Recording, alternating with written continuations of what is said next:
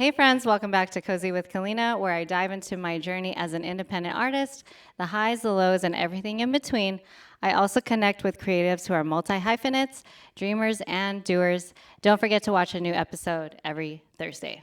My next guest is an animator, muralist, and creative force who blends community and color in very unique ways.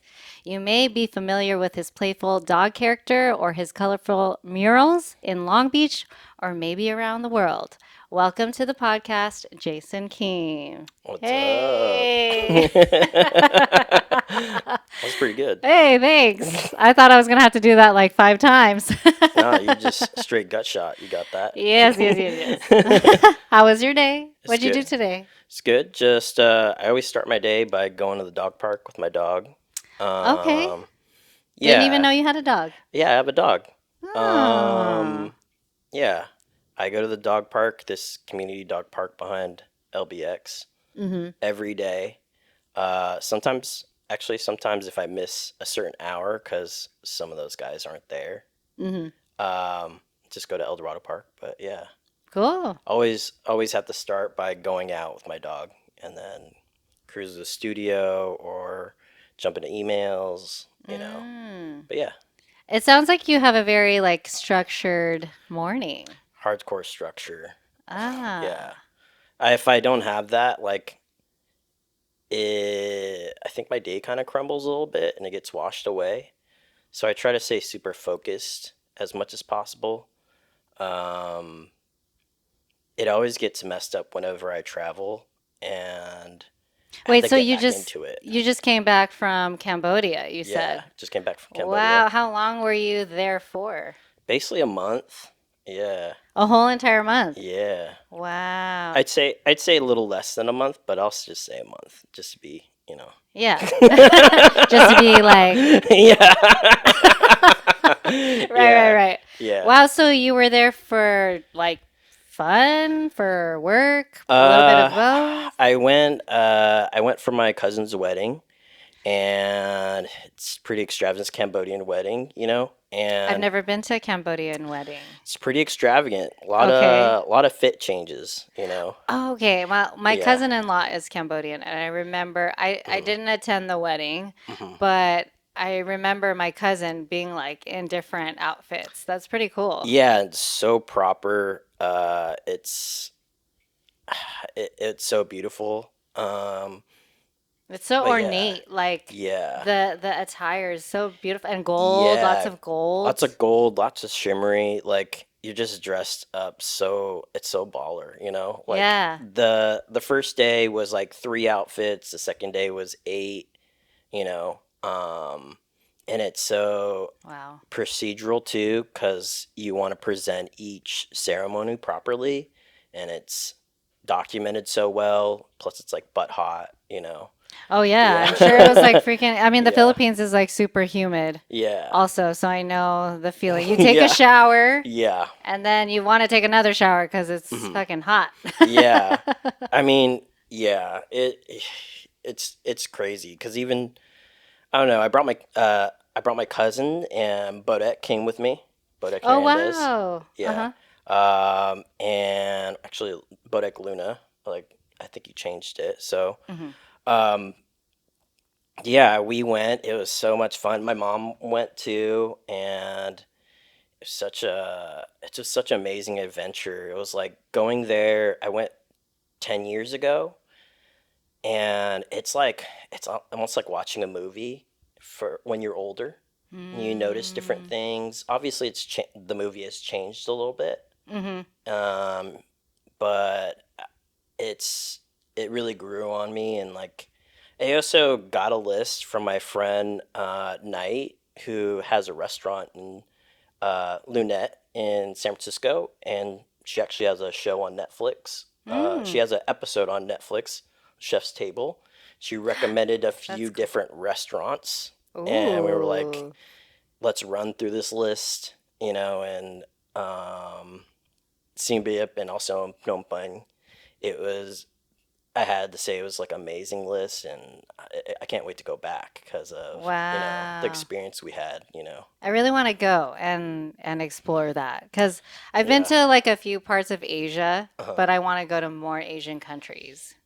Yeah, you totally should just Yeah. get your shots, make sure you have the medicine, carry your own Oh. water, you Oh, know, uh-huh, uh-huh. bring a water bottle when you go to the airport, and just bring an empty water bottle, fill it up there, empty it out whenever you're in transition through the airplane, and yeah, it's just carry that and you'll be fine. Just don't Yeah. eat anything that's cold, things that may have been washed with cold water. Mm. Um, but yeah, I can't. I just had an incredible time there. Yeah, I mean the views are Yeah. amazing. I'm sure the food, Hmm. the flavors, you Yeah. know what I mean? Yeah. The flavors. Some might be really gamey, or some might be like funky, but I don't know. That's how I just feel. I just feel that in the music too. It's so Mm-hmm. incredible. Uh, Angkor Wat, of course, you got to go see. Yeah, I just had an amazing time. It was hard to come back though because of the jet lag. It's always hard to come back to Yeah, America. I yeah. feel like yeah, 'cause I came from, where did I go? Mexico Hmm. City, Hmm.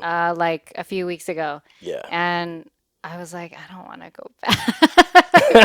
Well, how much would you say a meal would be there versus Oh, it's here? so cheap. It was, man, I think like there were six of us, and for like one round of drinks, maybe it was like $40 for like Damn. mixed drinks, tequila or no, mezcal, sorry. They're like big on the mezcal over there. Yeah. So it was like $40 for 60 people, and I'm like, that's pretty cheap. You could easily Dang. spend that on like two drinks So we would here. we would sit like four or five people, and we'd get the bill back, and it was like $25 Well, yeah, I mean, every single Asia time. is like, yeah, Yeah, yeah, yeah, yeah. Philippines, yeah. very Just similar. okay, Yeah, okay. yeah, yeah. Philippines, I mean, Yeah, you live like a queen and a king yeah, out there, you know, yeah, on an American dollar, you yeah. know. But Um. wow, I have to visit and like ask you for all the recommendations for sure. Okay. Yeah, Yeah. yeah, Anytime. yeah. Yeah.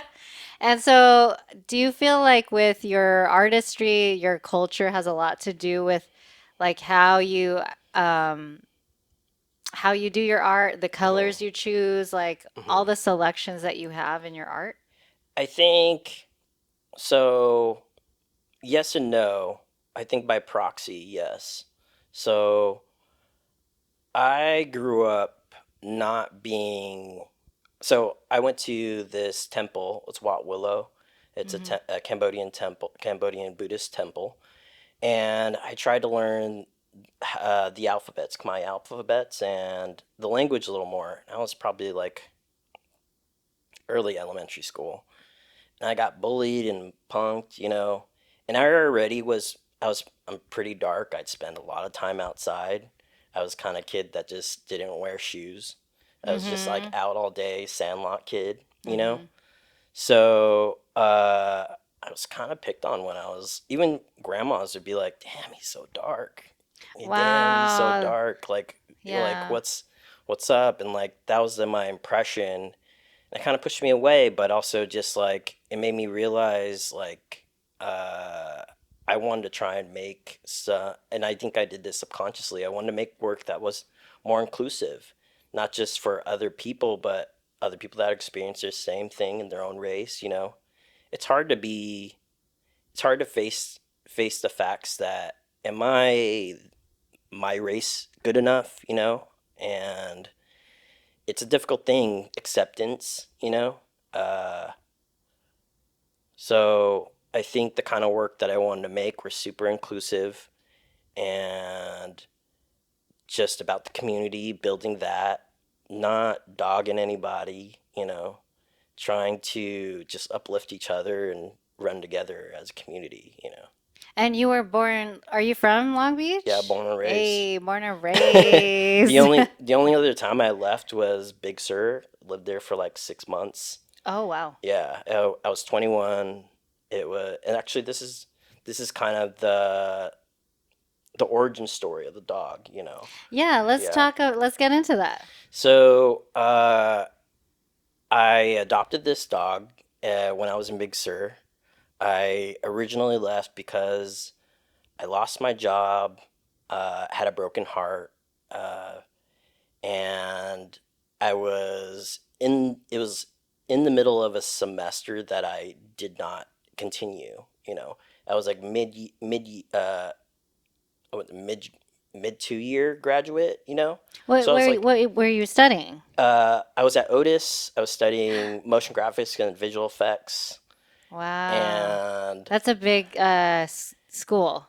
yeah, it's a It was big like, school. I would say, because I went to FITM and I feel like there You were, always wanted Parsons and Otis. yeah, I think Yeah. and I also applied to FIT like in New York. Okay. Um, Not familiar with FIT. oh, okay, Yeah. yeah, it was just like more fashion Okay. Okay. related at the time. Yeah. I was like all into fashion back then. Otis's fashion department is so hardcore. Oh, is it? You had to at least have a 3.75 GPA to be accepted, and then you still had to test in, and you had to keep that. You had to Oh, maintain wow. that grade level. Cause Just for that, oh yeah. just for that Mm-hmm. specific major? Mm-hmm. I Yeah. had no idea. Yeah, they're pretty hardcore. Oh. And yeah, I couldn't imagine it was a lot of pressure. You know, I dated Mm-hmm. somebody that was going into that major, so I was Mm. like, damn, that's what you got to go through. So you got to get through the foundation. They got to make sure you're right, Mm-hmm. and then you go through the program, and it's hardcore till the end. You know. Wow. Uh, yeah. But for yours, you didn't have to have like a specific. No, no, Yeah, okay. no. Otis was such a cool like party school Oh, I for didn't even know that me. they were a party school. Oh, Yeah, okay, because we're okay. low key. We're too busy partying to talk about Oh my God, I'm it. dead. But yeah, it was so amazing. Like I would never trade it for the world. Unfortunately, like because I was cut in the middle too, I didn't get to graduate with my class. So I Okay. got delayed a year. I got to watch all my friends walk without me, which was like Mm, a bummer, but also I got that year to have that moment for myself and like really develop my identity. I was 21, I was newly 21, and I was like, who am I? right. Am I going to be doing art? I'm going to take a pause.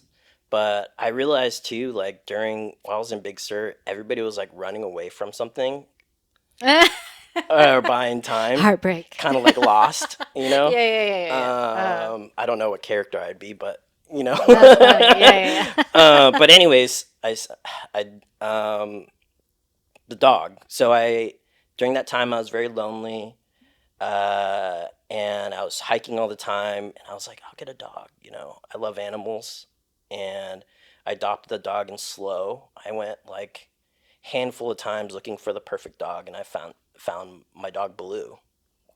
Oh, I And love that name. I had long hair, so was kind of like Jungle Book, you know. Oh, got you. You're the Jungle Yeah, yeah, Boy. yeah. And my buddy used to call me Mowgli out there, but yeah. So this dog, when we were going on a hike, and let's say like during this time, I was like trying to figure out who I was.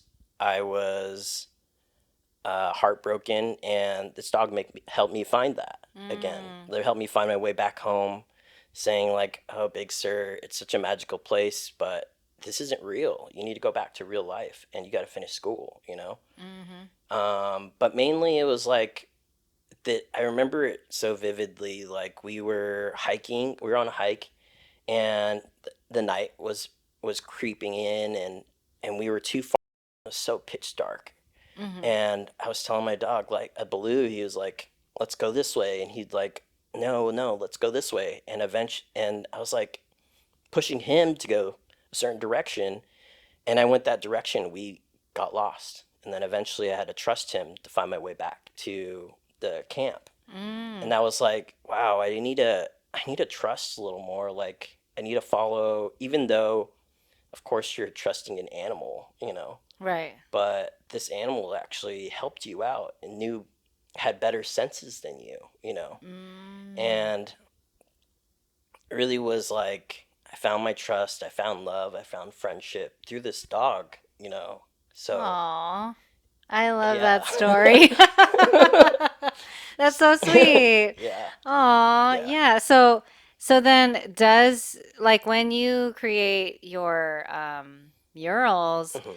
does the dog look like your dog, or was it like your take on? It looks like the dog that I adopted, Oh, okay. So even more so, like I there was a time when I couldn't afford an apartment that could have dogs, and I think I consciously drew him, you know, Hmm. and because I missed him so much, and then Wait, eventually so I was started. he living with family? Like, because He was you're. living with my mom. Yeah. Oh, okay, Yeah. okay. So I would drop him off, and he would stay with her. Honestly, like she was going through a divorce too, and I think my dog made her feel more protected too. Oh. So I was like, Mm-hmm. okay, two birds, one stone. Help her, help me, Right. and I get to visit him. Um, but yeah, it made her feel safe, and it gave me time to figure things out, for myself. Wow. So I think yeah, and I just started drawing this dog. It's like my best friend. Like I remember I was at some party and I blacked out, and so my friend was like, "Oh, your dog just like laid near you while you knocked out." And I Oh. woke up and my dog was there. And they told me the whole story. Oh my I think he God. even like growled at some people while I was like knocked out. He's like, get away. Yeah. You're bad news. Yeah, yeah. He know, Anyways, I feel like dogs have such a good sense of like people, you know what yeah. I mean? Because they read emotions so well. Yeah. And they know when you're sad. Hmm. They know when you're, Yeah. they know so many emotions. They're It's so crazy. yeah, they're so intuitive. Like there was one time that I was working. I don't know. I was working in Big Sur, and I had a fight with my boss, and apparently my dog got out and kind of got out and attacked her. Oh, You know, oh shoot. it wasn't like attacked, but I was like, wow, it was so. I didn't even see my dog and tell my dog that. He just knew. That's how intuitive Mm, it was, right. and how connected. Yeah. Yeah. Yeah. Dang. Anyways, but that's why I draw this dog, because he's like it's a symbol of friendship and devotion, and Mm. I hope that other people could feel that. Other people uh, eventually find that too, find that Yeah. trust, find that love, find that hope. You know. I love that. That's super Yeah. inspiring, dude. Thank I like this story. you. Oh my god, oh my god. Yeah. So what were you like as a kid? Like, were you always drawing? Like, was that always your background, like creative, or did you have odd jobs before all of this? Like, I'm Tons super of odd curious. jobs. Okay. So I grew up kind of a latchkey. I grew up a latchkey kid. Mm-hmm. Like, I mean, in elementary school, I was walking home alone, or I'd follow my buddy Dennis, because he lived down the street. Dennis Robichaux, Shady Grove. I've known him since I was 3 years old. We were like best buddies. Mm. Same with Bodek, but he came later in high school. And yeah, grew up a latchkey kid, Sandlot style, running around town, running Mm-hmm. amok, Mm-hmm. jumping in people's apartment pools in the 1 mile radius, sometimes hotels, because Long Beach had hot summers, you Yeah. know? It's about to be hot soon. Yeah, I I feel know. it. I feel it I up in know. here. It's already hot in It's LA. our. It is. It sure is. Thank With God those we're near the. flamos. Oh shoot. I know. Yeah. Yeah. Thank God we had the ocean. Yeah. Um, yeah, I wouldn't trade it for the world. I would, yeah, I was just, I think I was also a weird kid. I wasn't drawing out. Well, I was drawing a bunch, but I wasn't like, "Hey, look at my drawing" type of thing. Like I would like Mm. when I wasn't playing or being active. I was drawing. I was drawing everything that I loved, uh, from like Mortal Kombat to Transformers to like different cartoons that I liked at the time. You Mm. know, I think So, were you really into cartoons? yeah, 100%. I Okay. still am. You know, Uh-huh. Yeah. yeah. I would have to say it probably takes up like I probably watch like 80% cartoons. You know, Oh, like that's how much wow. cartoons I still watch too. That's so cool. And and there's so many amazing different cartoons out now too. Like You uh got to put me on because I need to. Invincible is really good. The Uh-huh. Invincible's kind of gruesome. Same with Primal. Primal's like a cinematic movie, you know. Ooh, okay. I feel like I would It's in like that. yeah, and there's no dialogue per se, but it's eventually there's a little dialogue here and there, but just the mood, the feeling, the I mean primal experience it is. Mm-hmm. It's incredible. And um, Invincible is kind of a spin-off all the with all the Marvel movies coming out, but Mm-hmm. it's very real experiences. Um, so visceral. It it feels like hyper realistic, you know. Mm. Um, but yeah, obviously I watch my dumb shows too, you know, like Brooklyn Nine-Nine, Never you heard of it. know. You need to put me on. I don't watch enough TV. Yeah. I feel like I Honestly, like don't make the time, but I want to, yeah. you know, like at least for just like getting Yeah. inspired a little bit. I mean, it's good to just like escape after the end of the day. It's sometimes our days are so heavy, like this moment with all the riots going around. It's nice to Yeah. shut off for a second. But Seriously, it's it's crazy right now, yeah, honestly. yeah, It's, yeah, yeah. that's another That's another day, podcast. another podcast. But yeah, Yeah, it's a crazy time. That's all I gotta say. yeah. I just hope everybody stays safe, and you Yeah, I know we hope got to protect everyone's our community. okay. Yeah. Yeah. Yeah, we do have to protect our community. I think that's such an important thing is Hmm. to like unite, you know? Yeah, and don't let your anger be weaponized by somebody else too. Mm, It's that part. really yeah, it's so hard because you just want to be pissed off, you know. Right. Uh, but you just have to use it in a constructive way. Right. Yeah. Yeah. Period. Period. All right, so we getting Okay, Rio deep wants to on know what's the this next podcast, question. dog. Hit me. uh, Okay. Yeah, sometimes you could hear some things outside. there's Anyway, things just to let you know, there's things that are there's going things outside. outside. That's why we inside. You know what Yeah. I'm saying? Yeah. All right. So you describe your style as community impressionism. What does that mean to you? And Mhm. how did that term come to life? Well, so I guess the best way to describe it is imagine a the best way to describe community impressionism is when you look at a Van Gogh painting, it's filled with bold brushstrokes, right? Right. So imagine each brushstroke was a person, and its Mm. collective represents community. Mm. Uh, and that's the painting. That's the beauty of the formation of community, you know. Mm. And at at a certain point, I start including the community in the painting process too. So when uh, I've done this for a long time, for ever since I started, I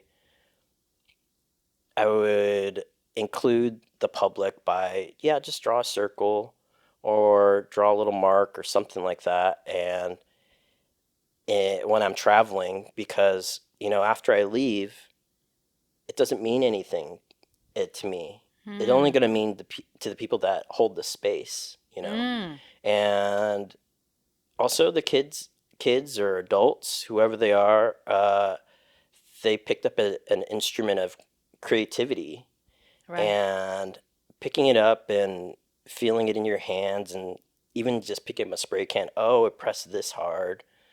They could start to see things differently or have a perspective of, oh, I never thought I'd pick up this tool. What does it feel like? What does it look like? Oh, it's so fast. It's so, Mm. intuitive. Um, and I think that's just my way of like, this is what I do. And this is what it feels like. Right. And thank you for being part of this painting. Now you could just walk by it and say, I helped paint Mm. this, and this is the person that painted it because they had first-hand experience with me. And I'm just Right. picking these people off the streets and saying, "What's up?" Yeah, that was gonna You be my know. next question. Like, how do you find There are the people that people? are there every day. There are people Mm. that local businesses and people that walk by. Sometimes I go out and meet people because whenever I go out to these different places, I either go to a skate shop, a bar, or get my hair cut. And those are the community spaces. So, and I ask those Mm. spaces like, okay, who are the community builders and where are people hanging out? What's the culture development? And that's somewhat how I figure out how to do my murals too. Um, it's not always like that, but I already have something in my mind when I'm there, but somewhat shapes it a little bit more, and who is involved, who are the people are there, what do we talk about when I have them paint with me. Sometimes too there's assistants or volunteers, and I always ask with the volunteers especially, why are you here, what would you like to learn today, what's your skill level, are you afraid of heights, because we go up Oh and go yeah, down. I've been in one of those. Like Yeah. Alepsis, Hmm.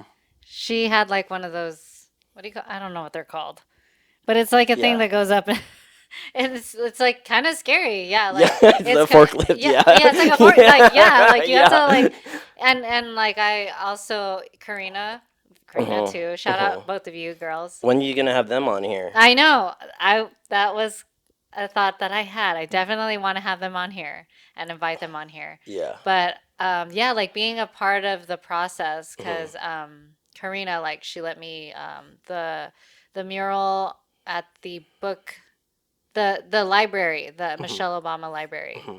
with the that was a cool, sick mural. It's a beautiful Yeah, mural. beautiful with the braids and Hmm. stuff. And yeah, it does feel different. Like you want to also take care of the the art Yeah. if you're a part of it, Yeah. like you don't want anyone to like spray paint over it or Yeah. like mess it up because it is Hmm. a work of art Hmm. that's beautiful, you know what I mean? I mean, to be honest, if it gets if paintings get spray painted over, unfortunately, they may not belong there. Unfortunately, in some Mm, cases, that means the community there or the people that uphold it don't respect it. mm. In some ways. Or, I don't know, because there's always going to be somebody going to hate on you. I've been hated a few times. I've been called. Oh I've shit. been tagged over before. Um, but I don't know. You just have to. I don't know. It comes with the territory. I don't know. I just came from skateboarding. It's so much like skate and destroy. People are gonna kick you out of spots. Mm. People are and they're not seeing the art form that you're performing. um, but yeah, it comes with the territory, unfortunately. you Mm. know Especially when Yeah. you're traveling, uh traveling and painting could seem like colonization too. Mm.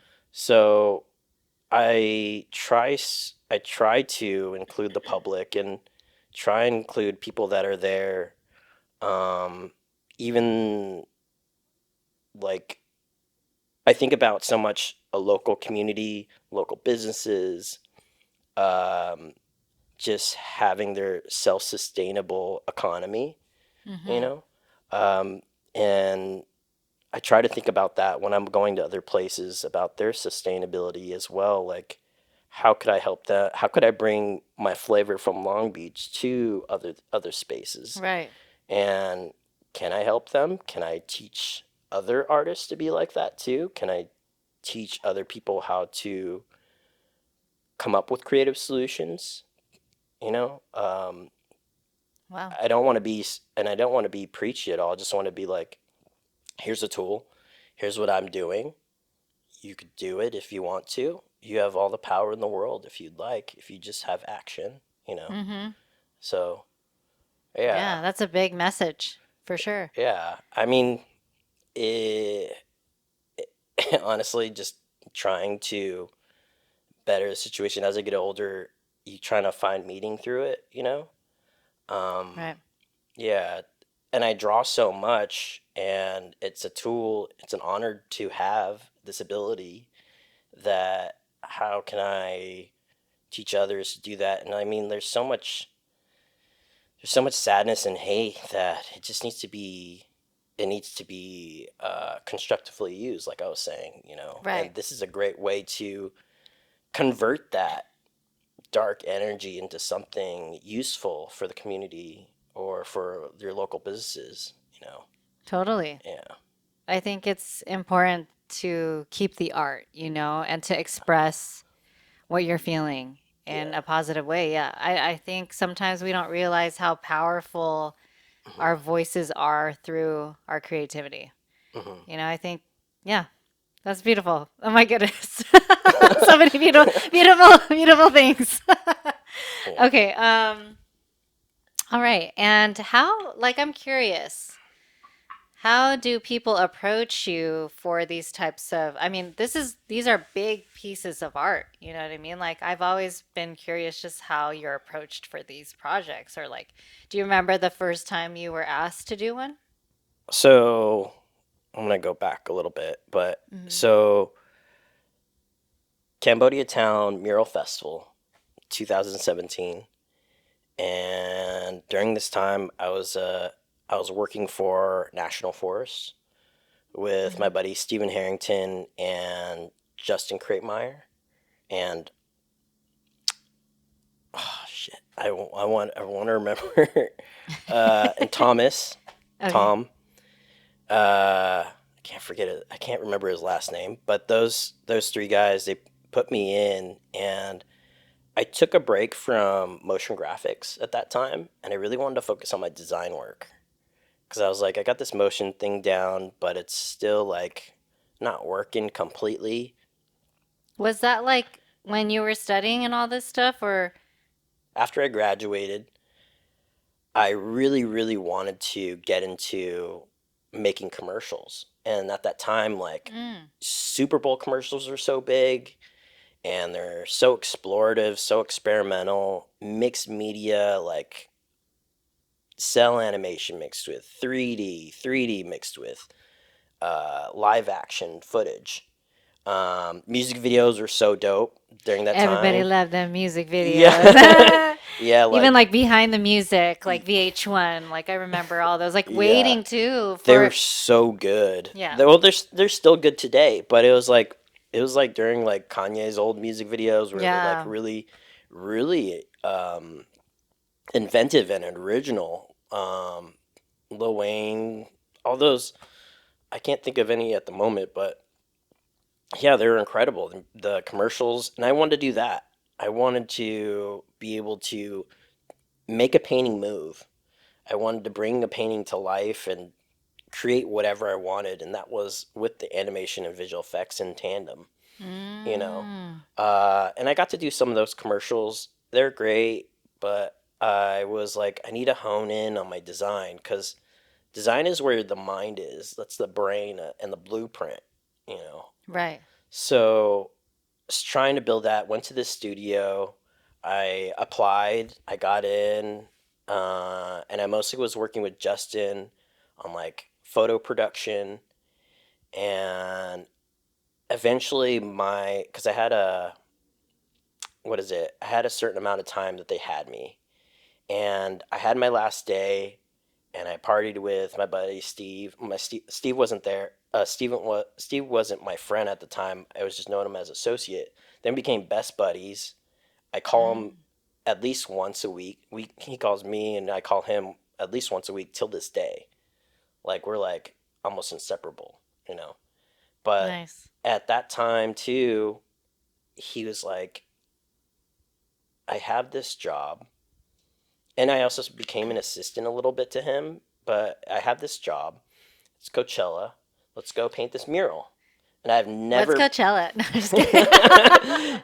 It's yeah. Huge. That's huge. That's a huge thing. Jesus.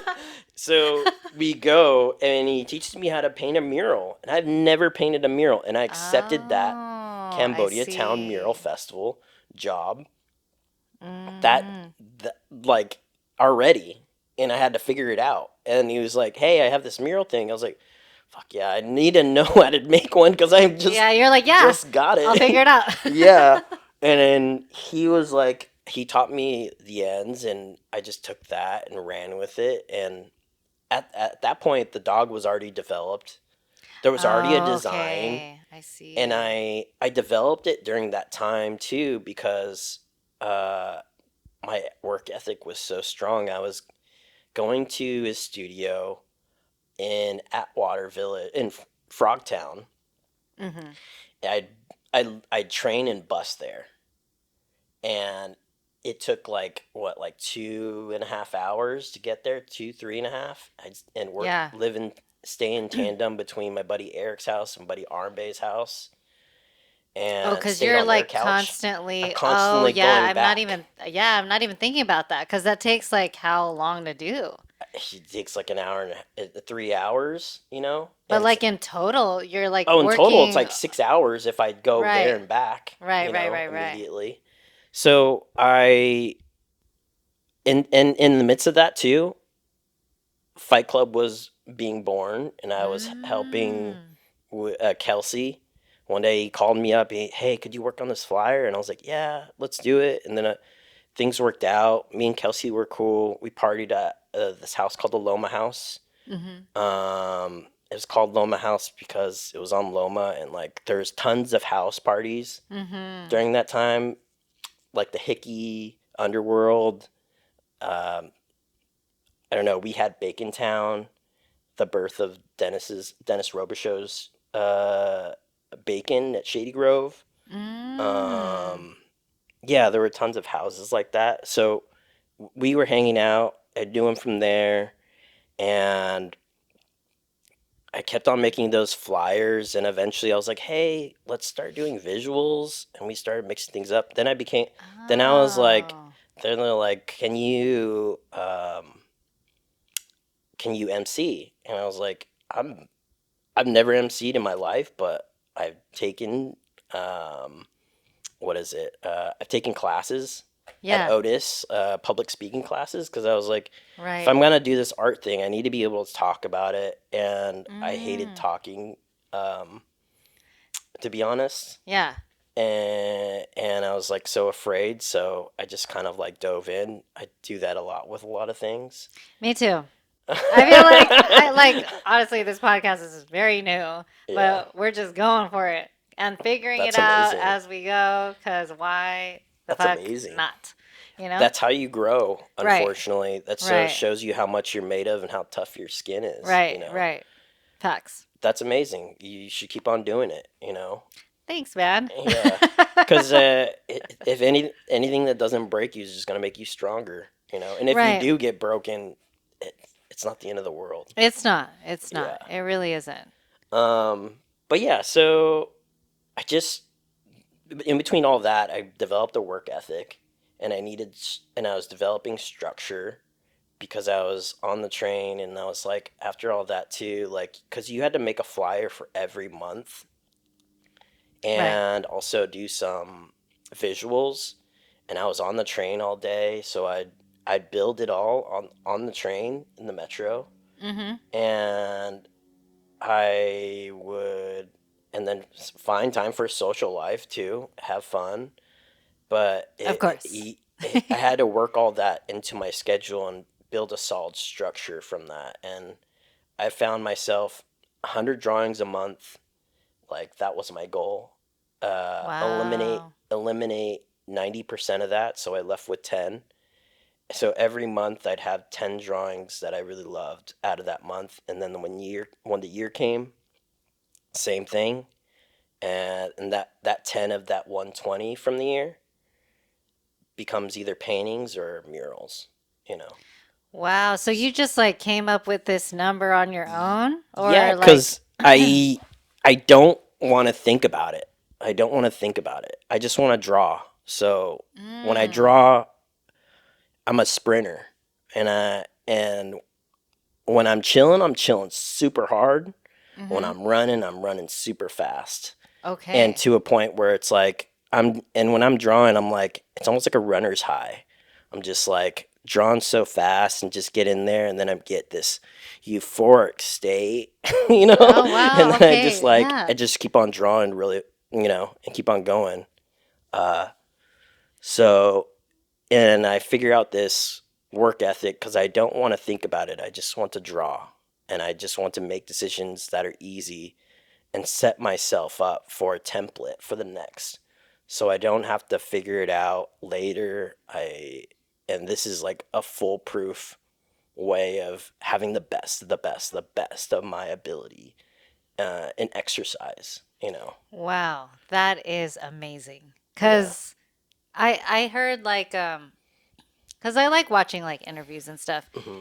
of like people who are doing what I want to do, you know? And Hmm. I think it's good to like watch those things Hmm. because it challenges you. Like, am Hmm. I at that level? You know, Hmm. and like how much more do I have to do to be at that level? And then Yeah. also like balance life and Yeah. adulting and all that stuff. Yeah. And there was like this songwriter, I forgot which one, but she was like, for every 100 songs, there's like one hit.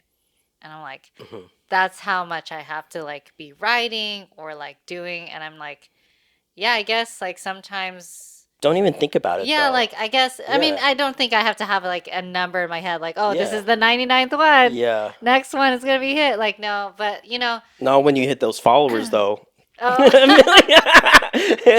Then you're like a milli, a yeah, a milli, a milli, a milli. milli, a milli. Yeah, right. Yeah. Yeah, but yeah, so I mean that's a cool perspective because or advice because I mean I took it as advice, but just to keep Yeah. on just putting things out, you know, Yeah. and then kind of also allowing yourself to like after it's all done to look at the big picture and be like, okay, Yeah. which ones stick out to me, which ones like kind of tug at my heartstrings, Hmm. or sometimes the people will choose too. Yeah. You know, like for at least for songs, like I don't really know sometimes Mm. what people will like Yeah. until I like hear it live and I'm performing it in front of people. And then I see just how the crowd is reacting to the song and how they're moved by it. Hmm. And then I'm like, oh, that was a good one. Maybe I should keep that in the next show. Yeah. You know what I mean? It's kind of a good feeler. I mean, you have your own process. It's so interesting how music and painting are very similar those ways. Just I mean, I've learned from Kelsey, and I've learned from even Dennis Owens how Hmm. those their structure and how that works. And even if in Fight Club itself, like if you're not cutting it, sorry, dude, you have to get off the stage. You know, like Right. it's kind of cutthroat. You know, Right. and you kind of have to be real with yourself and develop some way that's foolproof and have like a sure thing or sure footing that you could step on it and it feels like solid. Right. You know, and each thing and I mean each movement, each progression has Hmm. a promise. And uh, especially because it's like I don't know the epitome of an artist, and I hate it, but like uh, starving artists is a real thing. It's a real Right. thing. I hate that term because some people could use it as like, oh, pity me in some Hmm. ways. And I'm like, no, I'm doing what I love and I have a direction and I know who I am. Right. And I don't think a lot of people have that, you know. A lot of people don't Right. have I'm lucky to have. I'm fortunate to have a direction. I'm fortunate to know what that looks like, know what that feels like, and know who I am. And it, I work really hard to do it too. I work really hard to know who I am and how I work, how I operate the best and worst, Mm-hmm. you know. It's a lot of self A awareness, lot I of would say. self-awareness, and I think also the better I am aware of myself, I think the better the artist I become as well, Mm, because then I could operate in the maximum capacity, you know. right. I'm all like what I was saying about speed. I'm not gonna take action unless I am I'm sure that this is what this is, and I'm sure that this has longevity. It Right. fits with my path. It fits with my ethos, Right. my direction, uh, and like those two things that I was saying with the structure and movement. Like movement, there's no thought. There's no thought Mm, that's happening. It's all movement. It's all foot, like just go. And mm. then decision making, it's just sitting down and thinking. There's not even a pencil involved. It's all Right. I didn't thought. even think about that. Because those are two different positions. The Mm, one's an art direction position, and one's like an assistant position per se. mm. Not to say that I'd ever like. I mean, I've had assistants before, but those two need to be defined so that you can utilize your time very well, and Yeah. efficiently. Yeah, totally. I mean, I'm in this like age now. Mhm. 21. Just kidding. No, no, no. And We're way past that. We're way past that. I'm 63. Yeah, yeah, yeah. I'm 72. But Wait, yeah. wait, how old? How old? How old? 72? 72. 53. Yeah, yeah, yeah. Anyway. What's your favorite number? Yeah, yeah, yeah, yeah. Yeah, that part. Um, but yeah, so I just think now Mhm, it's really about like just utilize like I'm understanding how important time is and how short life is mhm. and That's why Rolexes cost so much. right? Yeah, I'm just Timeless. kidding. Yeah, Timeless. yeah. I'm dead. Sorry. I'm dead. No, you Sorry. had to put that in there. I cut you off on your No, no, thought. no, you're good. You're No. good. You're good. Yeah, time is so precious, and I just want to utilize like the time that I have, especially like because I decided to become a nurse, Mhm, and that kind of took me away from my creativity, and now I'm like, getting back to that, and then like learning and unlearning certain things, of course.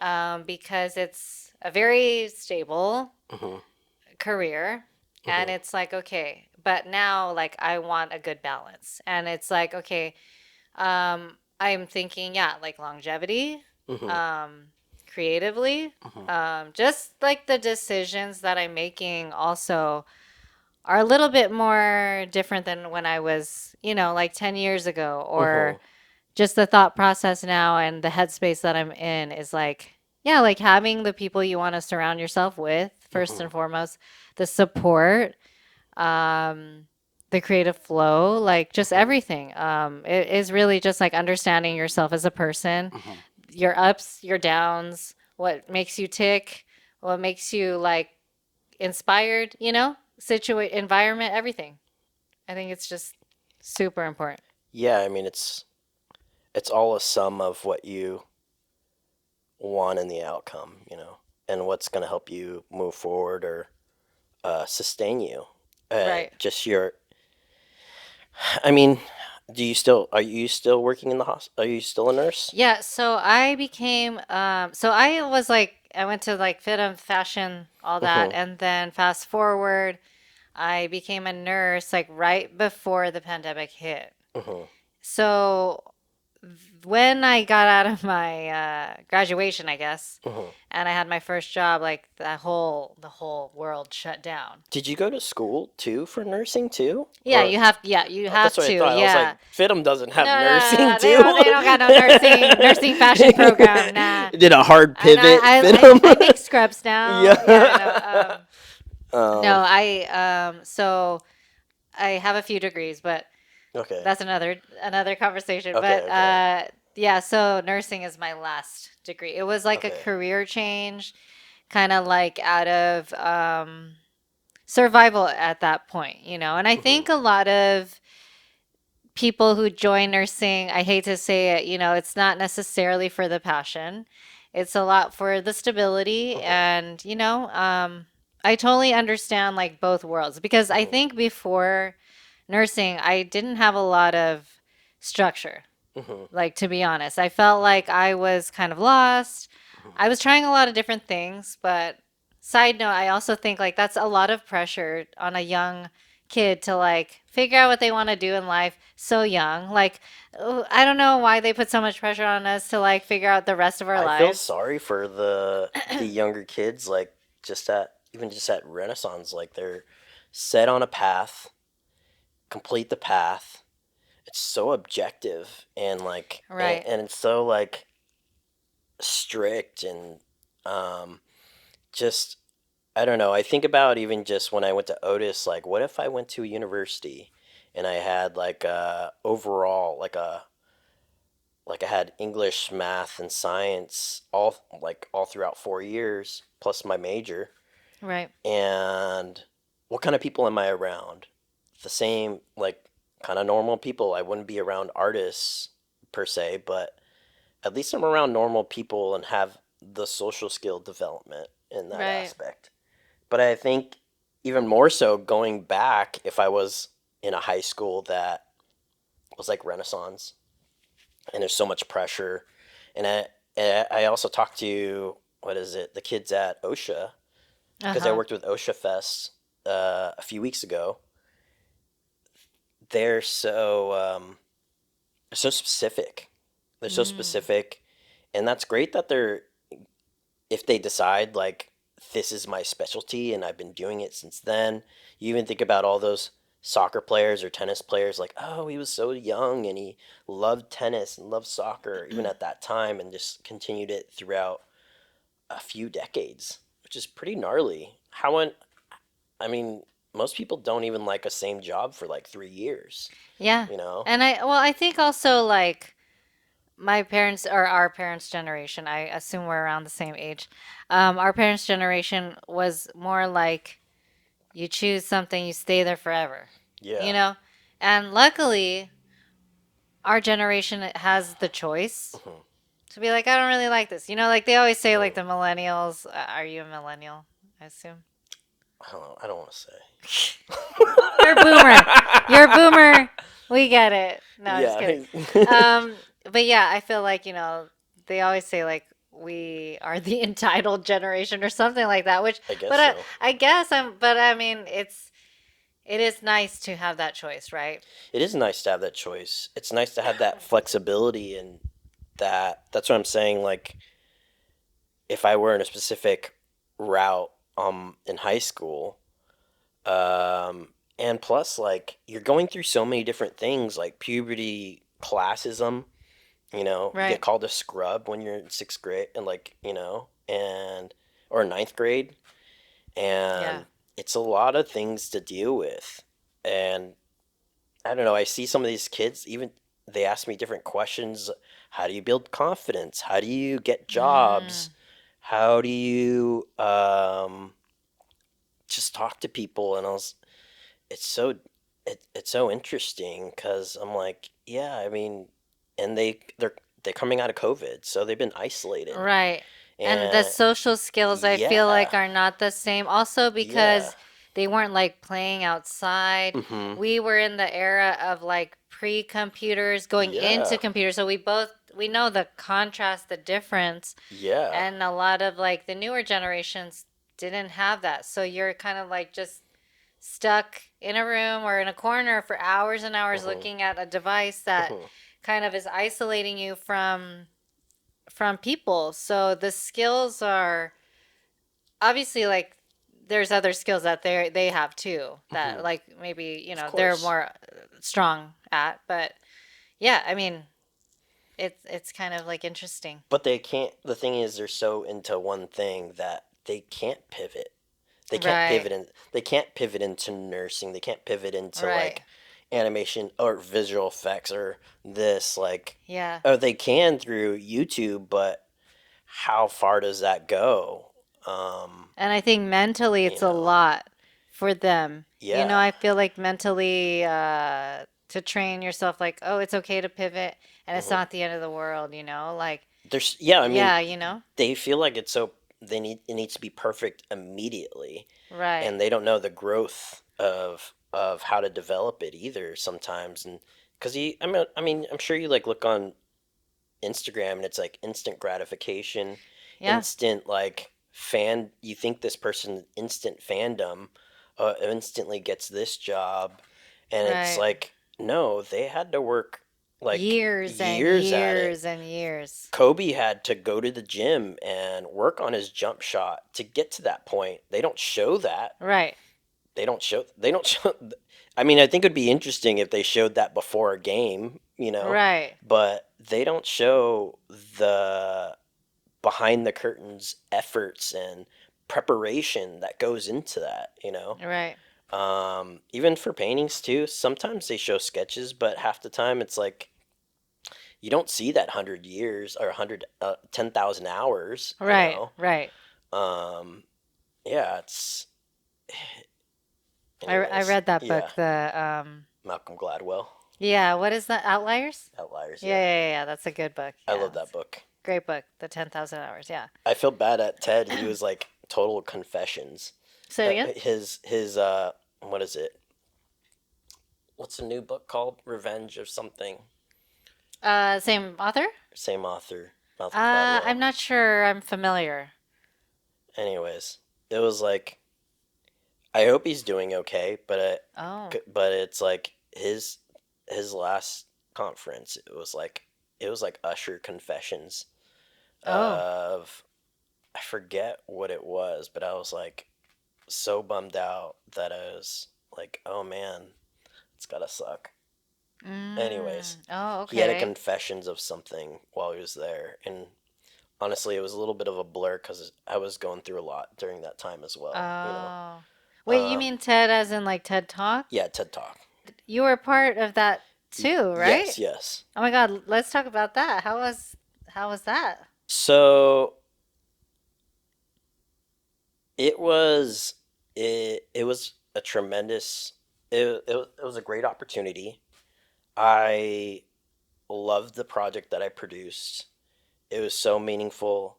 Um, it is probably the biggest project that I've ever worked on, and it's pretty much my dream project. And they were like, "Here's a sum of money. Invent a project that you would like."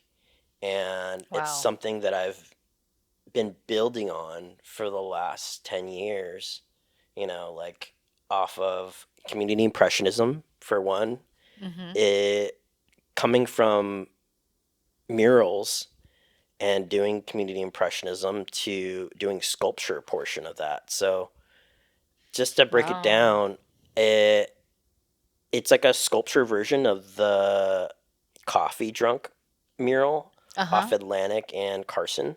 Check that out. Check that out.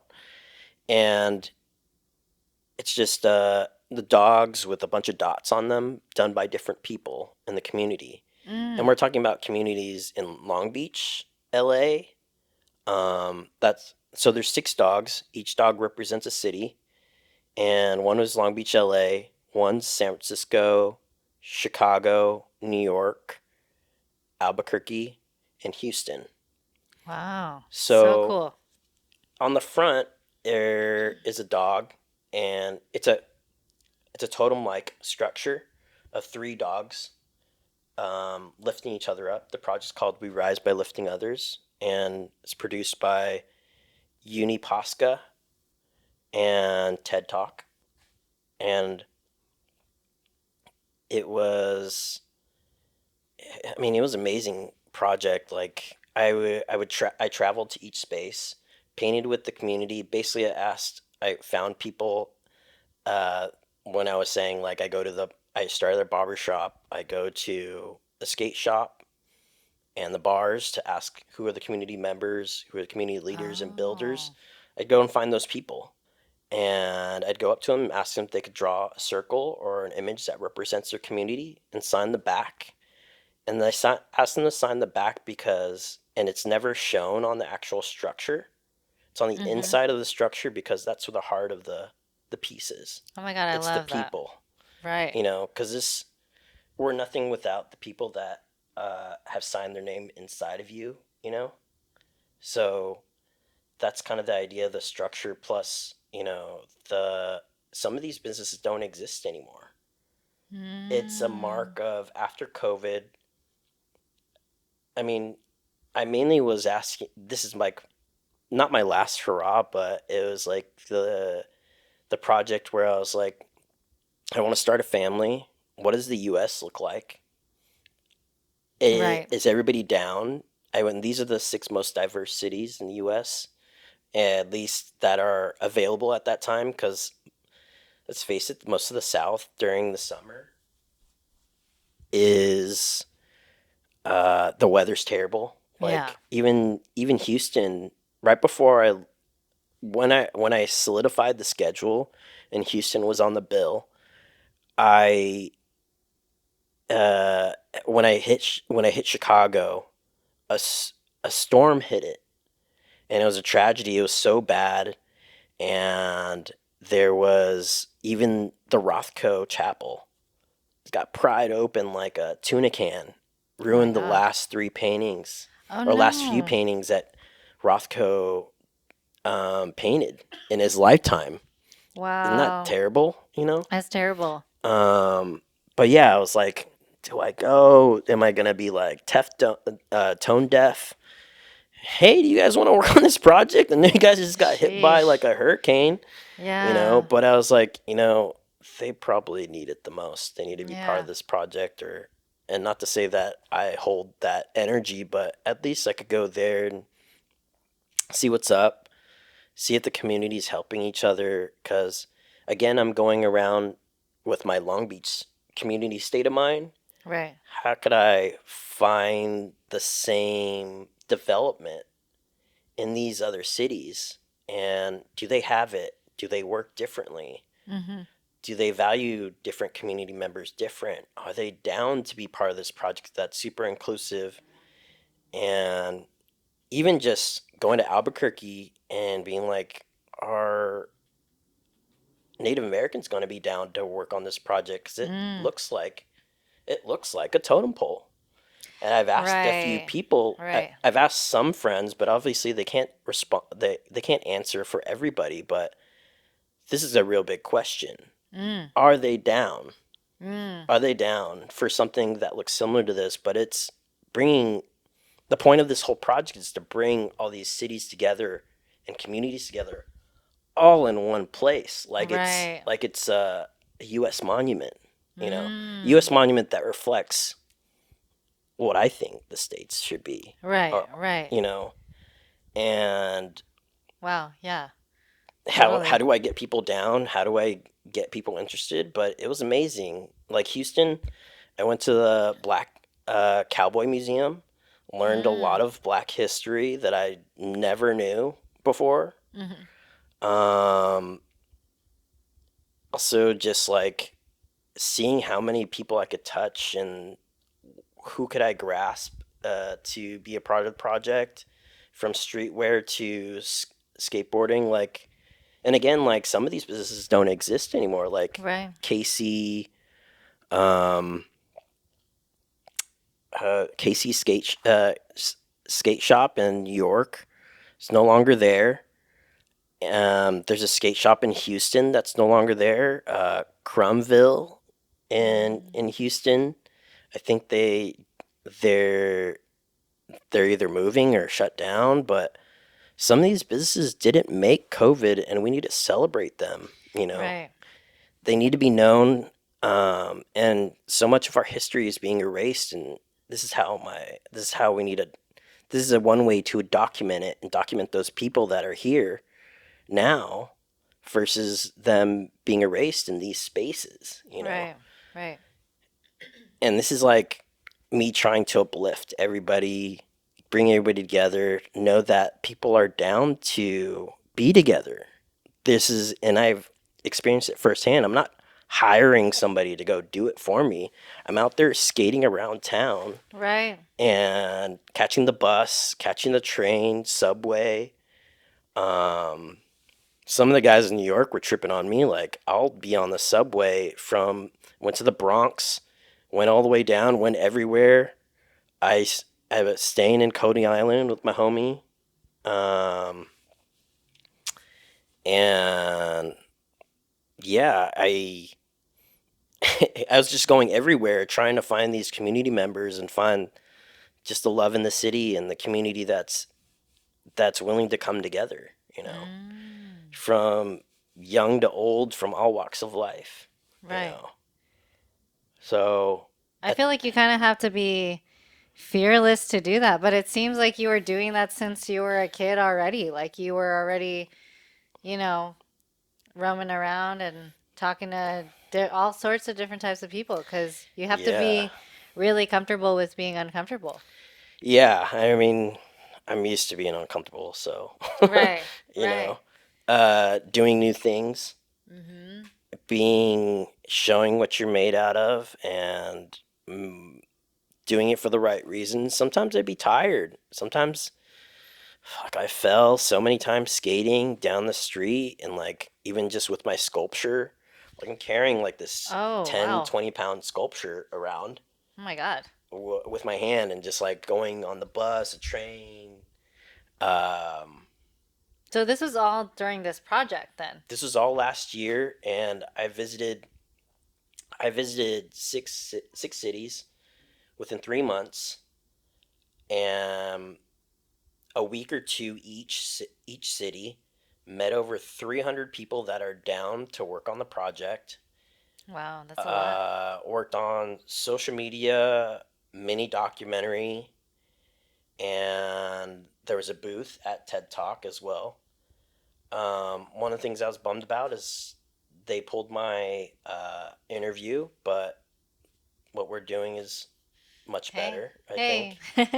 think. Um, yeah, it was an experience. Like, I met so many wonderful people. I had a lot of learning lessons from being pulled.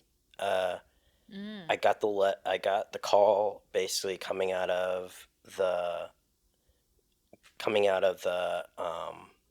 a museum in Atlanta. I can't even think about his name. As president, mm-hmm. Carter. Came out of the Carter Museum, and I got the call saying, "Hey, we have to pull your interview." And I was so bummed. I Mm. like dropped my knees, like bummed out. It was such a heartbreak. Yeah, I N- bet. They they pulled out. My family flew in. Oh my They were God. going on stage and finally having a voice. You know, Right, finally having a voice, like because I'm so much visual. Like, nobody could talk about my mural while I'm there, while they're looking at it, whenever they experience it. But right. this is my chance to have a voice, and I felt like I got a muzzle on me. Mm, And I worked on this project. I picked my outfit. I picked so many things to be specifically done, and I fought with them back and forth with different things in the past. But yeah, I thought that I built this moment, built this piece for to be projected and to be, I don't know, like put on a satellite dish and just projected to the rest of the world on their platform. right, right. And that didn't happen. Unfortunately, I mean, at least I have the mini documentary, but But still, that's half of what that's I terrible. expected. Yeah, And let's face it, like, your bread and butter is going on stage and talking. right. It's the only Mm, reason. And I hate to, like, I don't want to take any flowers away from anybody that's told their story, because there's lots of amazing talent that has been a part of that project, but they right. just fell short on this thing. It was it's just an unfortunate thing, because even just and it's a little complicated too, because it's Atlanta. The presidential debate was almost on the same exact day. That's crazy. That's There's a crazy. lot of heat on DEI, you know, Mm-hmm. diversity, equity, inclusion, Mm-hmm. and let's face it, the whole project is about diversity, equity, inclusion, you know. Right. Like you're And like, duh, like, yeah, hello. a learning moment would be like nothing's a sure thing. Um, I need to check in on them and and have more hands on the project. I did as much as I could for being by myself and handling it, but at the end of the day, this is what works. This is what works. Like me, Mm. you talking about the subject, Right. doing it very minimal. It's not on the same platform or caliber, but who cares? Right. Just make it happen, and just Mm-hmm. have it as it is, and let it go and put it out in the world. Like that's why I say nothing needs to be perfect, Mm. and nothing needs to be. You kind of just have to put it out, and eventually you'll not notice it, and it's perfect. And there's so Mm. much grace to that, you know. That part. Wow. There's so much grace to just doing so much that it gets shaved off naturally, you know. Yeah, you kind of just have to let go. Yeah, Let go and let yeah, be. Because yeah. I think, I mean, I definitely feel like I have perfectionist tendencies, but I've Hmm. I've been learning to let go more. Hmm. And the more I do that, the more I feel more free. And the more that I feel like I can actually like have a message that I want. Even though Yeah, it may not feel at the time, but when I reflect yeah. later, I'm like, see, that's what happens when you let go. Oh, Like it's not 100%. as bad as like you want everything to be a certain way, and Yeah. sometimes it's not. It's better not that way. No, it's not. It's too contrived sometimes, and when it does happen, sometimes it's too controlled. Right. And like, I don't know, someone told me a long, long time ago, like when you hold sand, you hold it better with an open palm than a fist, you know. So, because like the sand just Interesting. falls out of it if you clench it hard, you know. But when Okay. you open it, it actually It stays. stays Ah. because it's not as constrained, you know. It's more Mm. graceful. It's more, you know. I next time I go to the beach, I'm gonna be thinking about that. You just I'll be like like, ah. That's what it is. Yeah. ah, That's you all know what the I mean? stress. Yeah, yeah. You're gonna be like in a mermaid Yeah, outfit I mean, doing like it. cozy with Calinnah. Talking to a crab and a Right. and a fish, a Right. flounder. You're right, exactly. I'm dead. All right. Let's see. What else you Ooh, got? what else do I got here? I got a few. You partnered with Adidas and Phil's Coffee. How Hmm. do you stay rooted in your artist identity while working with corporate clients? I think it's just those, you know, the the 100 drawings a month Right. eliminates all that.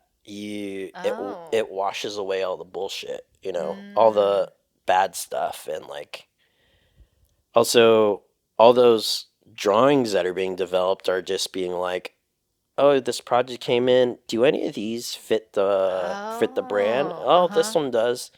Or if I like cut this one up and like Photoshop these three drawings, oh, that looks really good. Does this work? And like half the time when I'm working with clients, I give them three options anyways. So that, Mm. oh, you don't like this one? What about this one? Oh, you don't like that one. You like this one? Mm. Okay. Yeah. Well, back to the drawing board if they don't like the three of them. But what don't you like about this? What do you think? What's the problem? What are your goals? You ask the clients these Yeah. things. You got to Ah. ask client tons of questions or else like they're not if you don't, then how are you going to give the best foot forward, you know? I kind of think like an Mm. athlete like this. Like even Mm. the 100 drawings, like it's basically a muscle that I'm working out, and if I don't work it out, then that muscle will not be strong, you know. Right. And that's the strength of the work, you know, the strength of the Mm. my work ethic, strength of the work, the and over time, if you keep on working out that muscle, dude, you're swole, you know, like Right. you're strong, Gains, bro. you know. So yeah, it's just, and also like you don't have to immediately get that job that you want with Nike or Mhm. Adidas or Mhm. whoever. Start in your community. Start Mm. with a small local business. You're helping them out. You see the outcome because they're local. You're local, and you see the development. And does this image work for them, or does this work that I've done for them equal? Is it converting into some type of income? Right, You right. know, uh, you also learn it's batting practice for when those big dogs come too. You're ready to move, Mm. and you know what's practical. You know what works fast. You have a real feedback, you know, Mm. from a small business. Plus, you're helping supporting a local business. That's the sickest thing you could do. Right, right, I'll work for local businesses forever if I could, you know, right, if they would fund, like, have a sustainable, you know, um, income for me, that'd be great. I'd right. love that job. But yeah, I mean, you sometimes get these jobs and they'll just come in. Like, most of the time these people hit me up on Instagram or on email. It's Wow. I'm not finding these people. I'm finding these local jobs, or they'll find me, or even private paintings. You kind of just have to I mean, let me back up. So I feel like you, let's say on Instagram, you have to show you have to show these businesses how you want to be used, what projects you want to build, and you Right. kind of just have to do it on your own. And eventually they're just like, hey, you know that thing that you just did for free or did on your own? Can I give you X amount of money for that? And you're like, yeah, I'm already doing it. What's up? You Mm. know? So that's kind of how getting those jobs are. They see Right, that you're doing it already. It's rich dad, poor dad style. You know what I right, mean? right. You're already doing it for free. Mhm. Just, and they're like, okay, can I throw money at you? Extend the production level on it, Mhm. and yeah, you'll get that job. They look good, you look good, and you had the batting practice with the locals. Locals are stoked because you're being you get the stamp of approval by these other big dogs, bigger Right, companies, and right. they're like stoked that you're working in tandem to those. Then you could work on once you get paid for those big jobs, you could take more of those small jobs too, you know? Right. So now you have local to global jobs, Mm. and they're working in tandem, and then they just playing ping pong back and forth and paying you both ways. It's win-win, Wow. you know? That's fascinating. Yeah. Um, and you're not stagnant, you know? So Mm. you're doing your personal projects that are looking great, they're original in your own style.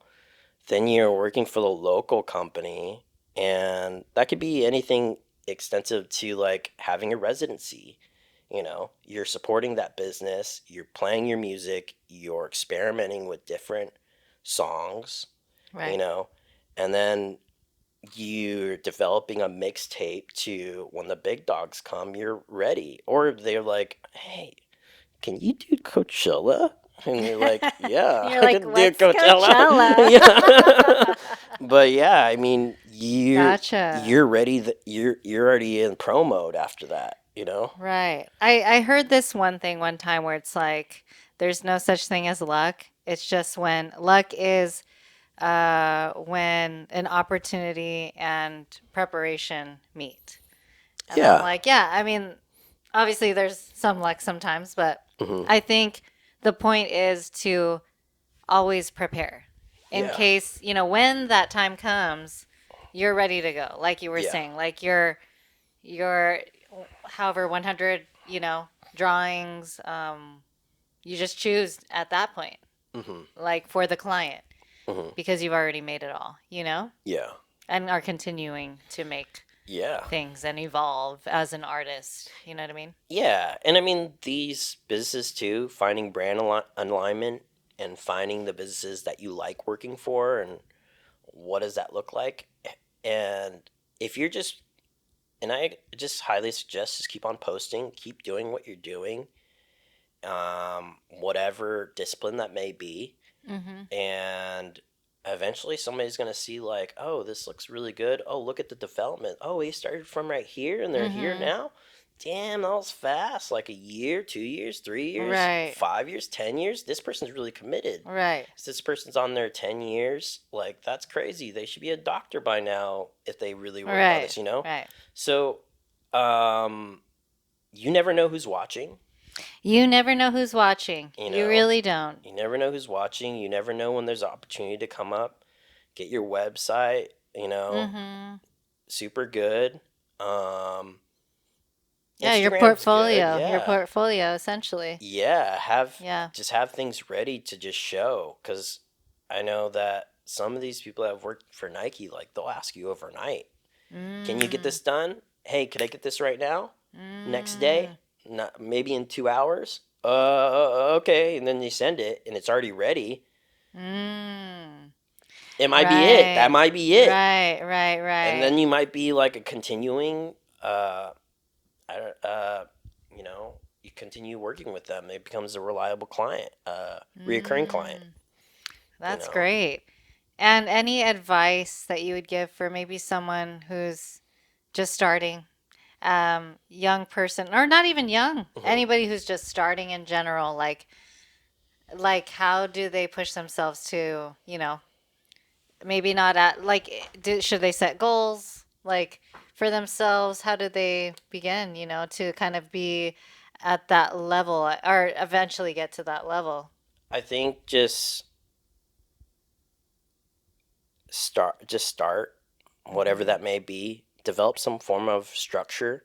I Mm-hmm. like to say, like, go work in hospitality, or go, if you're young, go work in hospitality. Go work some job, some service job. Mm. You learn so much, and you develop structure. Totally. Totally. And that's something that you may not want to do, or you might learn a few things, but at least it's structure. Then you go into, like, working in other things.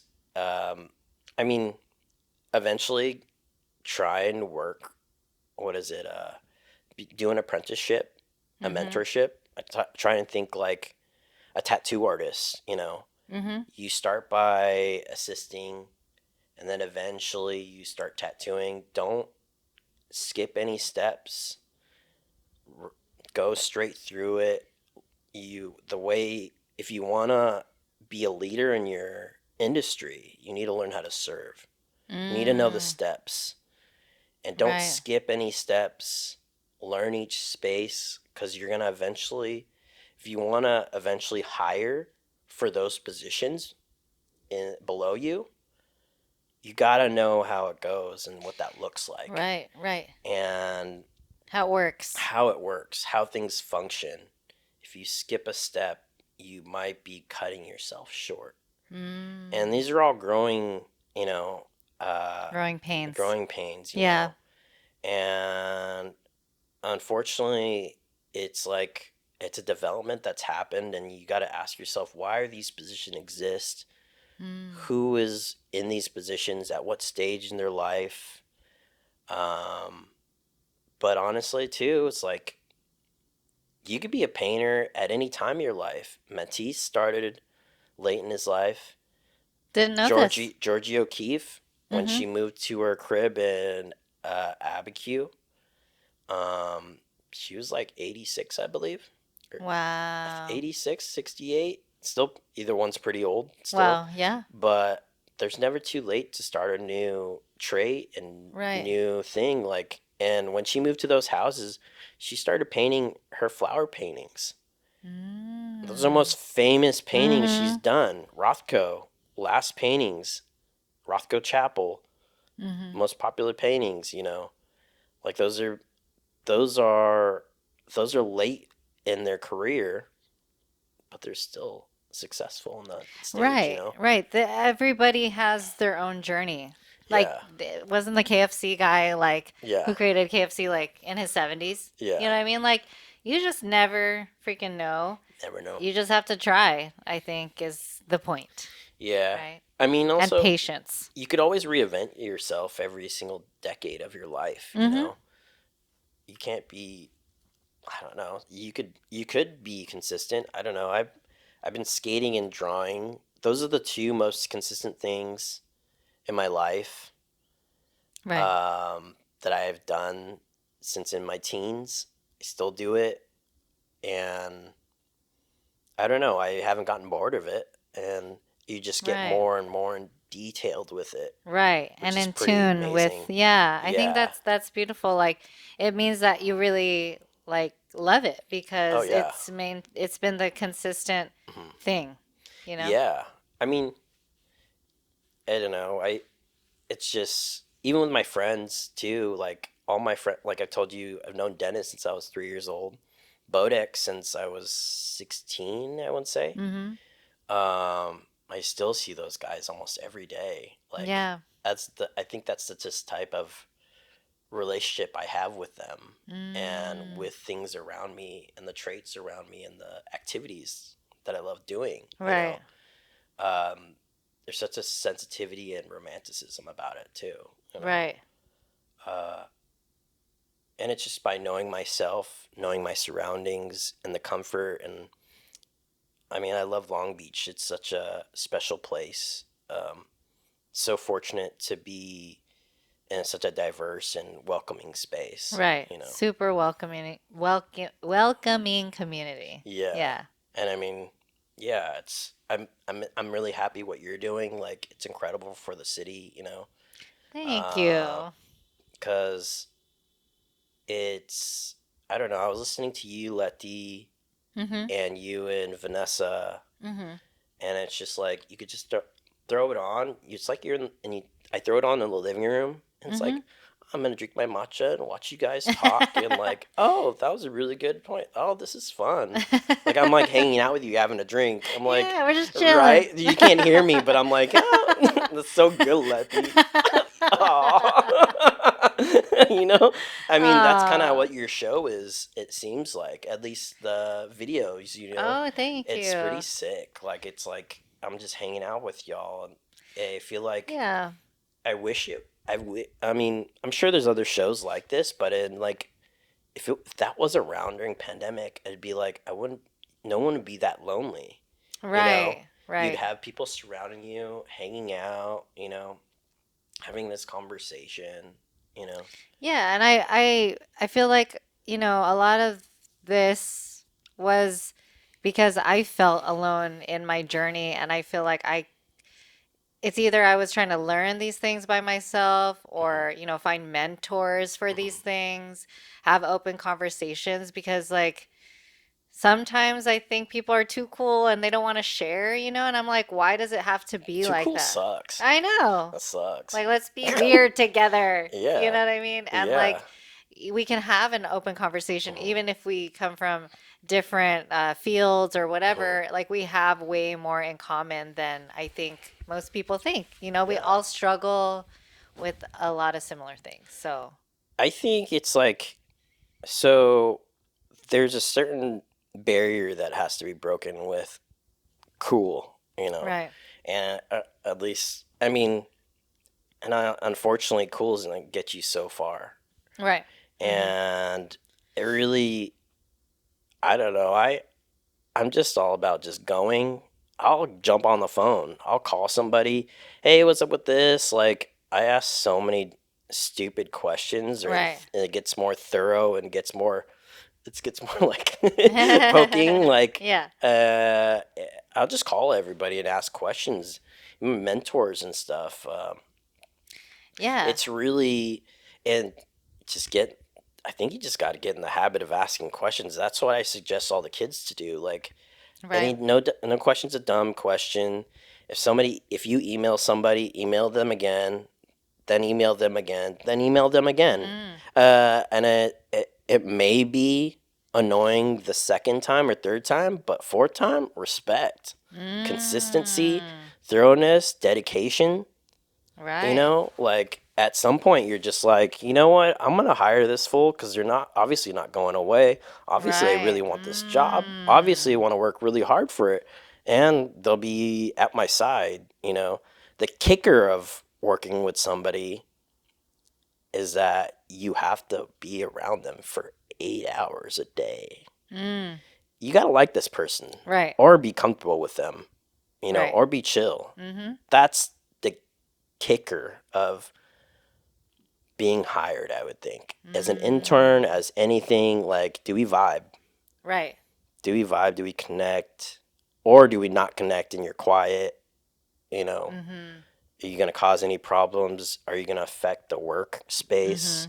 You know, um, I know some artists, like, when they get assistants, guess what? You just got hired. Here's some headphones. Go listen to music, go paint. And that's how they stay comfortable with Oh, that like person. separate. Separate, yeah. Oh, wow. So, and I don't know, it depends what kind of person you are and how you want to paint, how you want your studio to All be. right. But I don't know, I'm so muralist guy, civic service, you Uh-huh. know. Uh-huh.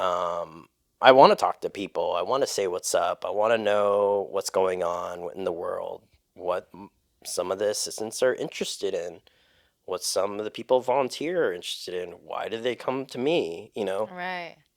I want to know what makes people tick and how they're doing, Mm-hmm. uh, how their mental state is. I want to make sure people are good, you know? Right. Just continuously learning, I think, too. Yeah, Helps you continuously grow. learning. Yeah, yeah. I think,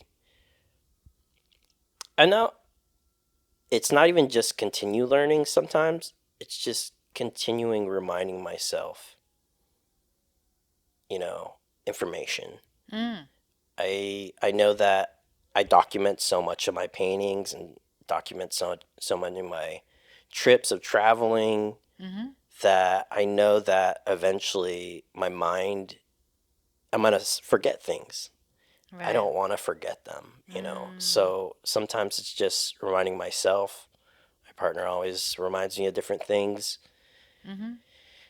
and it's a little much sometimes, but it's like I know that I'm missing things Yeah. and it's not always hitting my brain, but it's good to just remind myself that, yeah, I trying to get through that barrier, Right. Yeah, Right. yeah, Beautiful. yeah. All right. And I have some rapid fire questions for you. Oh, whoa. Yeah, they're not crazy. Okay. But you're smiling, so Mwahaha. okay. Favorite city you've painted so far? Favorite city painted. Favorite city painted. Let's see. It's hard. That's hard. Maybe top three? Top three. Let's say Nagoya. Nagoya, I think maybe Where's that? it's in Japan. Oh, Nagoya. Nagoya, Oh. Japan. I just had such a fun time there, with all the guys there. Hmm. Um, I really want to visit Japan. Japan's awesome, you know. It's on my list for sure. Um, yeah, Nagoya. I love. I mean, I just fall in love with every city that I paint with because I meet all the people. Right, right. I meet all the people. I fall in love with the food. One of the things I love about Qatar is in Doha is what is it? The not turmeric, saffron. Oh, uh-huh. Saffron sauce on lamb. Ooh. It is incredible. That sounds bomb. It's my. I still think about it. I used when I was there. I was there twice, and just the food there is amazing. The technology in the museums are like top Mm. notch. Um, RIP Virgil. The first time I was there, he had a retrospective, and he passed away while we were there. Oh my And I was God. like, what a memory. Um, what a brilliant artist, Mm. Uh, but yeah, there's there. Obviously, I love Long Beach. I have probably about 15 to 20 murals out here. I didn't know that you had that many over here. Yeah, you just gotta find Dang. them. Okay, I gotta. I mean, I have a Google map of all my murals, so you could actually Oh, go search for all of them. I Some of did them are not know hidden because they're this. private, Okay, but yeah, most of them are on there. You cool. know, I gotta check that out. yeah. Uh, go on my website; it's all there. Cool. And what else? I don't know. I loved Miami when I was there. My buddy Mm. David showed me around. He's a mixologist, but he owned a hotel there, Mm-hmm. and he showed me all the chefs, showed me all the spots that he curated the drinks. Oh, nice. Um, had the best martini at the place next door to his old hotel. It's like a science experiment, but I was like, I will dream of that martini, you know. Uh, Yeah. Love how there's like yeah, connection with food and yeah, with art, you know. food. I mean, food, I love, Yeah, we love the food, I'm you know what I'm always saying? planning my next meal. Yes, Like yes. my mom used to say that my favorite well, she used to say, ask me, "What's your favorite subject at school?" I was like, "Oh, lunchtime," you know, because I was always planning my next meal. Right, right. Such a hungry kid. Right. Yeah. That's relatable for sure. All right, so one color you could never live without. One color that I can never live without: brown. Oh, Brown. I like that answer. Let's say chocolate. Chocolate. Mm, Love it, love it. And ooh, morning person or night owl when it comes to creativity? morning. Morning, because you have the structure and If Think about it like this: if I could get all my bullshit done in the beginning of the morning, or the rest of the day to just chill, right. No, I you I know. I totally agree with that. Plus, I think all my good energy is in the morning, and if I could just bang things out and just relax, that's how I prefer to drive, because I Mm-hmm. like to drive real fast at some points and chill super hard at Right, night, right, right, right. Or at least Um, like, like hang out with friends, yeah, with yeah, peoples. yeah, or just like have time for phone calls and just Mm-hmm. check-ins. Um, I'm trying my best to stay in touch with my parents all the time. Mm-hmm.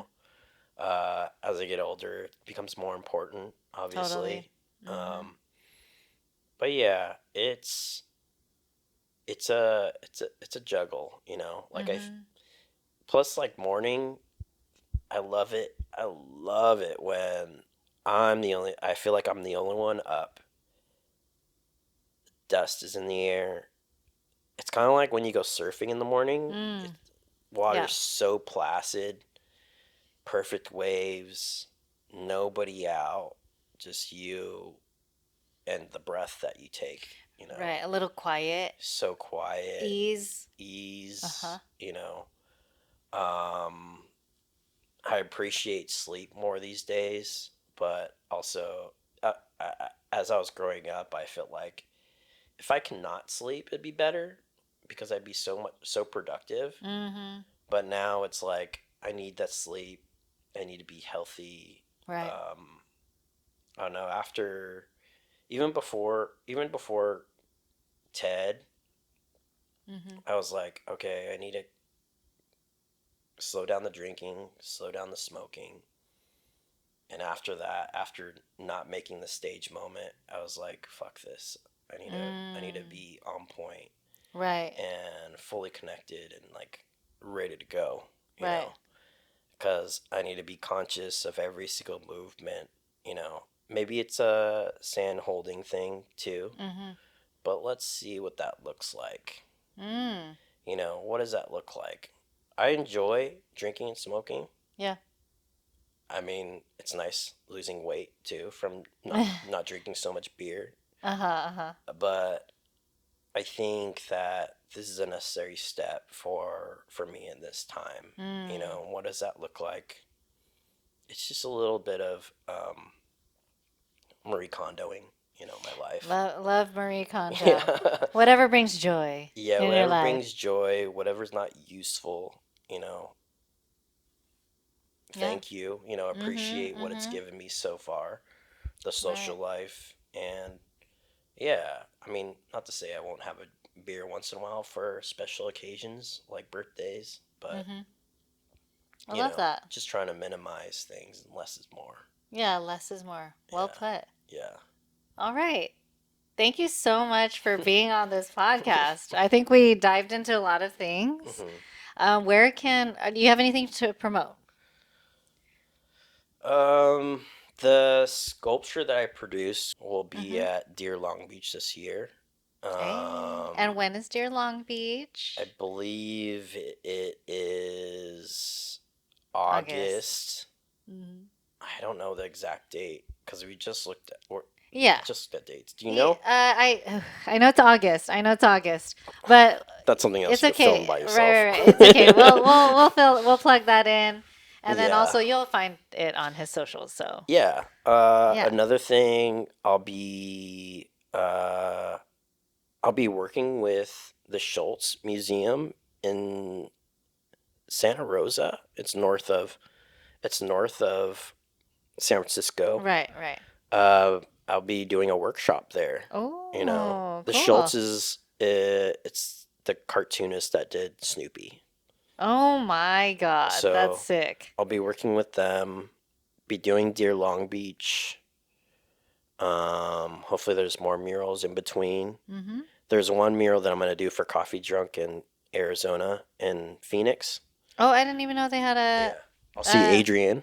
Oh, hey, Adrian. Shout out Adrian on Hey, the podcast. shout out, Adrian. Yes, Yeah, he was the one who vouched for you. Yes, yes, he's the one yes. that vouched for me. Yes, he did. Dang, I couldn't vouch for myself, like just my work alone.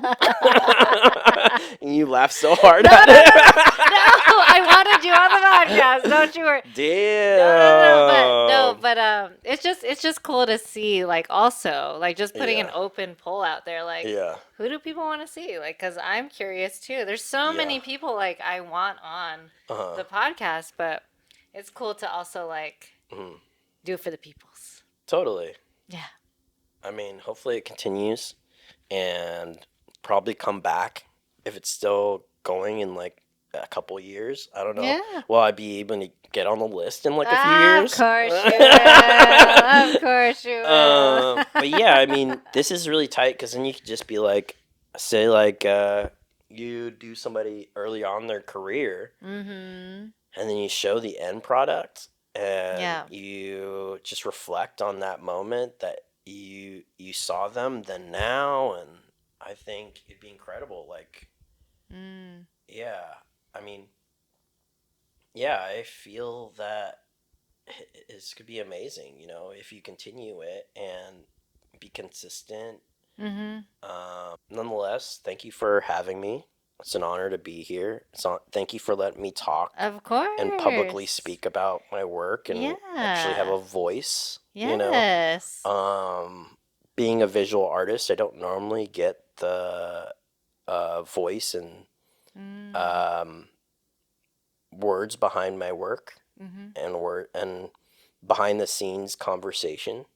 So this is Mm. incredible. Like, I hope you do other visual artists because they don't normally have a voice. Yeah. Their voice is normally visually interpreted, never like Oh. not uh like this podcast Spoken. spoken. Mm. Yeah, and you get from the source, you get it from the artists. Right. So those are actually very special moments. I hope you understand that for Mm. other artists, like visual artists, Oh. because Yeah. most of us aren't developed for speaking. It's mostly developed for visual representation communication. That's why we go into it. Half Mm. the time, the visuals that we develop, we don't have that language, Right. and we're still trying to find that. Mm. So for us to come on your show and develop it, and also just take a few swings, do a little batting practice for other moments when we start talking.